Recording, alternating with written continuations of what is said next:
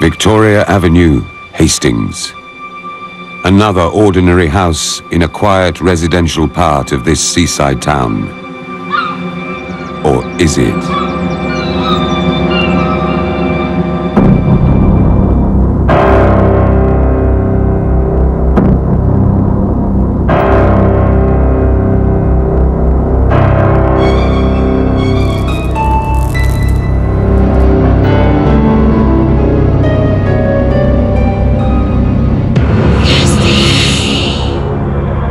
It is not unusual for children to have harmless imaginary playmates. But can such playmates become something far more sinister? I'm really tired. It's 4 o'clock in the morning.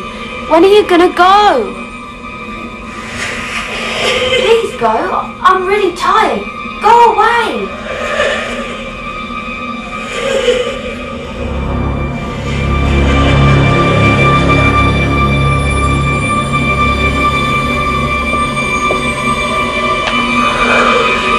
Go away.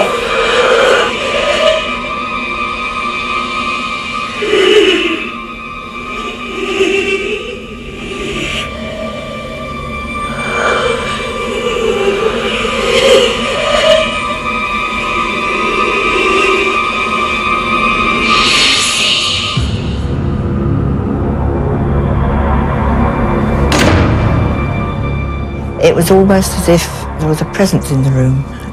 Presence of a little girl who didn't want me to come into the room at all, and I wouldn't go in. It worried me. I didn't want to know. I think the entity was evil. It was a horrible black feeling I felt. I didn't like it. That's something I don't recall. This little girl that my nan's told me about that I apparently spoke to, things like that, I don't remember. I think Kirsty must have blotted it out. She's wiped it right out of her mind altogether. I think it was because it wasn't a very happy time. With her grandmother looking after her, growing up was a difficult time for Kirsty.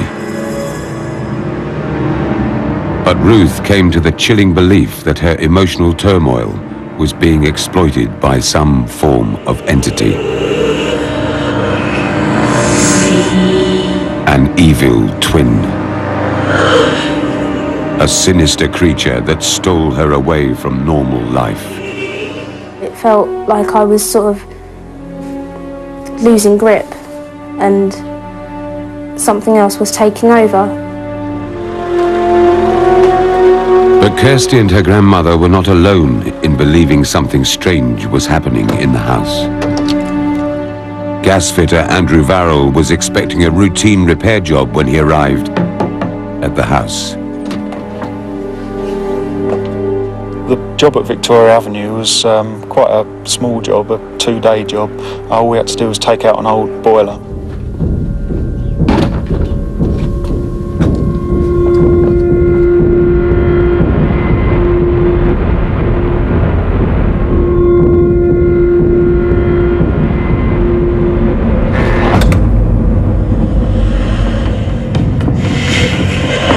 This banging and shouting and laughing started, like a little girl running up and down the hallway, banging, shouting, laughing, and it just started sounding like it was all around me.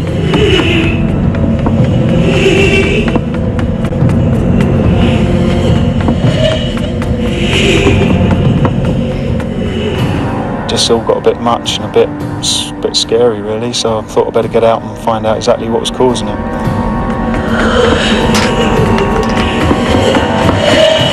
I came out to try and find out what this noise was. When I got upstairs, I saw the lady just sitting there. I asked her what the noise was. You probably heard the gal. I said, well, what gal? She said, the gal, there's some kind of spirit or something, which I didn't kind of believe, but it really made me go cold, and I didn't know what to think, but it really freaked me out. Andrew may have experienced the most terrifying job of his life, but at least he could return home. For Kirsty and Ruth, there seemed to be no escape. It was When Kirsty started having a really bad rage, it was a very trying time, very bad. Used to worry me a lot. She was really, really evil at times. Ruth felt that as the months passed, the atmosphere at Victoria Avenue darkened.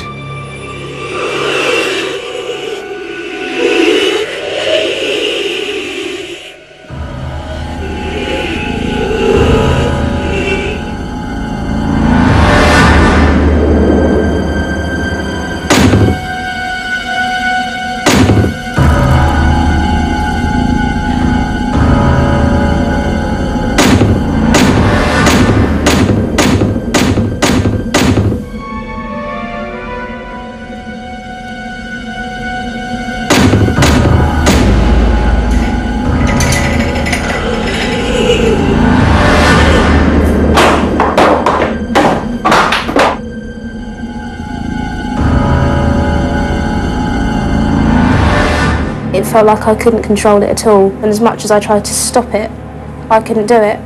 I don't know where it came from, it just felt like a completely different person. That's all I can say to describe it. I just couldn't cope. I'm afraid I told Kirsty to go. Told her to get out, go and live with her father and not come back. Couldn't handle it anymore. It was destroying me, and I think it was destroying her. I definitely think it was the little girl. I think she latched on to Kirsty. I don't think she was very nice at all. I felt terrified here, scared for my own sanity, scared of what I was turning into, and scared that I wouldn't be me anymore in the end. It wasn't me, it wasn't who I am, it wasn't who I ever was. It was just so strange, so unexplainable. It did terrify me, it really did.